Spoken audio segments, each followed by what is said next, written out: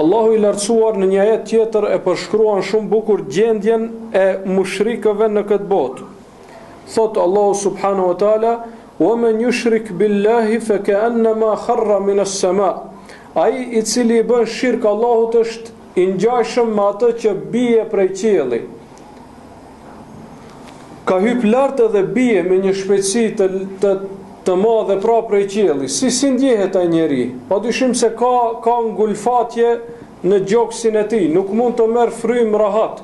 E ndihen atë presionin e ajrit, e gravitetit, e ndihen në gjoksin e tij. Nuk është rahat, sepse po bie prej një lartësie të madhe.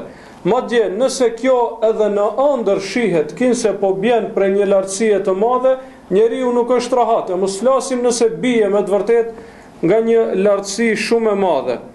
Allahu subhanahu wa taala kështu i përshkruan ata që i bëjnë shirk atij, ata që adhurojnë dikën tjetër përveç tij. Gjendja e tyre shpirtërore është në këtë formë, pra, sikur me ra prej një lartësie të madhe, sepse kanë gjoksin e ngushtuar, nuk janë rahat në gjoksin e tyre. Dhe nuk ka mundësi që të jetë rahat në gjoksin e tij ai i cili nuk ka tauhid në Allahun subhanahu wa taala. Thot fatakhtafuhu at-tayr, dhe ta coptojnë shpezët.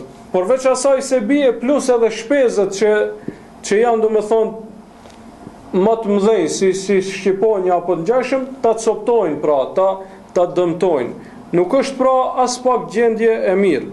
Au tahwi bihi ar-rih fi makanin sahik, ose një erë fuqishme ta marrë dhe ta çojë në një vend të shkret, në një vend të keq që nuk është i përshtatshëm për të jetuar, pra. Kështu është gjendja atyre që i bën shirk Allahut subhanahu wa taala.